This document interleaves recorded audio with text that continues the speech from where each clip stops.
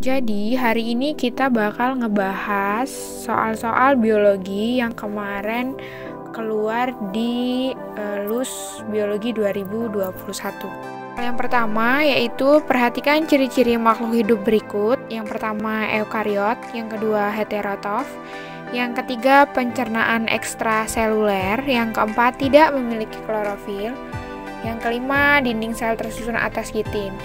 Peran organisme yang memiliki ciri di atas dalam ekosistem adalah kira-kira apa nih jawabannya? Oke, langsung aja kita bahas penjelasannya. Tepat, organisme yang memiliki ciri sesuai dengan pernyataan di atas yaitu adalah jamur, di mana jamur merupakan kelompok makhluk hidup yang memperoleh makanan dengan cara menguraikan sisa makhluk hidup lain.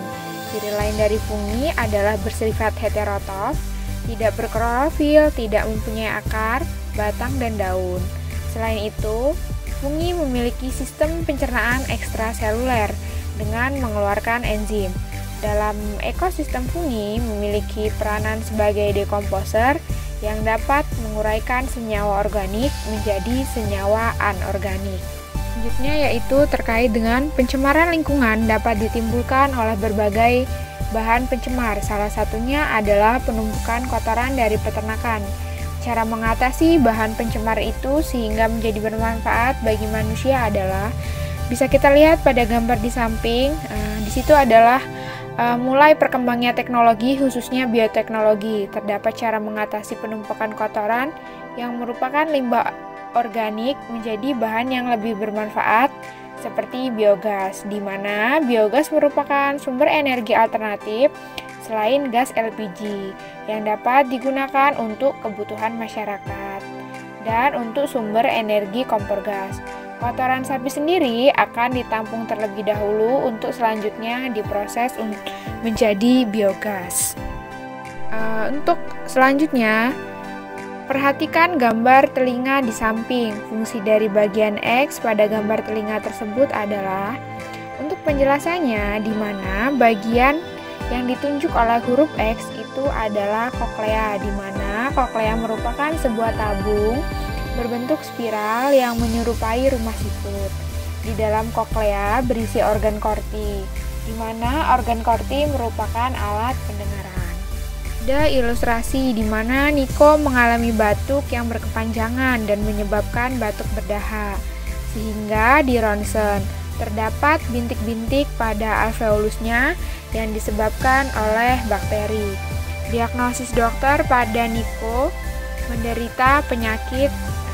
Jadi, ketika kita lihat dari penjelasan itu, Niko menderita penyakit TBC, di mana penyakit TBC adalah penyakit paru-paru yang disebabkan oleh bakteri Mycobacterium tuberculosis, di mana bakteri tersebut menimbulkan bintil-bintil pada dinding alveolus. Gejala dari TBC antara lain batuk berkepanjangan dan dahak berwarna kuning dan bercampur darah, penurunan berat badan, demam, dan keringat di malam hari.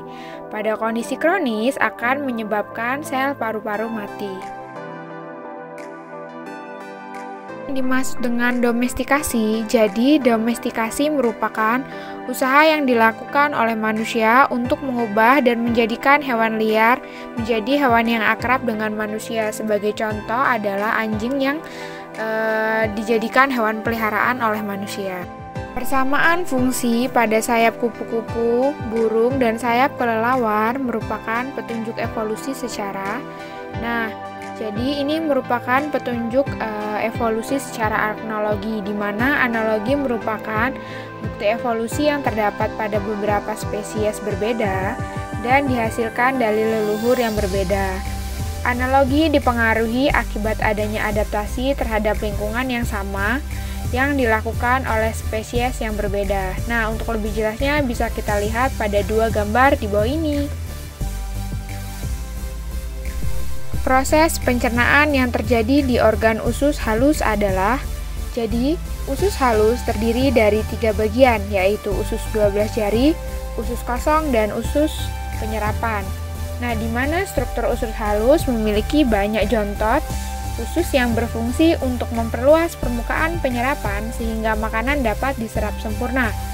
Di dalam usus halus juga terjadi proses pencernaan protein, karbohidrat, dan lemak. Semua jenis makromolekul harus dipecah menjadi molekul yang sederhana supaya dapat diserap oleh usus halus. Perhatikan gambar berikut. Nah, gambar berikut merupakan gambar dari oncom, di mana proses pembuatan oncom itu dibantu oleh salah satu bakteri yaitu Neospora crassa. Dan ini adalah salah satu pemanfaatan dari bioteknologi. Jadi, dari beberapa soal yang telah kita bahas, kesimpulannya untuk persiapan menghadapi ujian sekolah, berikut adalah referensi materi yang bisa dipelajari.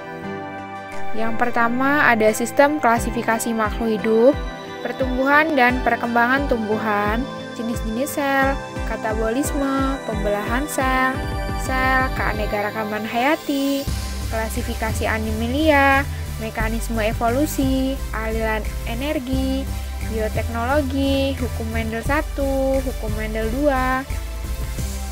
Kemudian struktur dan fungsi. Kemudian ada struktur dan fungsi sel pada sistem ekskresi manusia, struktur dan fungsi sel pada sistem pernapasan, struktur dan fungsi sel pada sistem pencernaan, struktur dan fungsi sel pada sistem peredaran darah, organ tubuh, tumbuhan dan strukturnya, struktur dan fungsi jaringan pada tumbuhan, kemudian petunjuk adanya evolusi.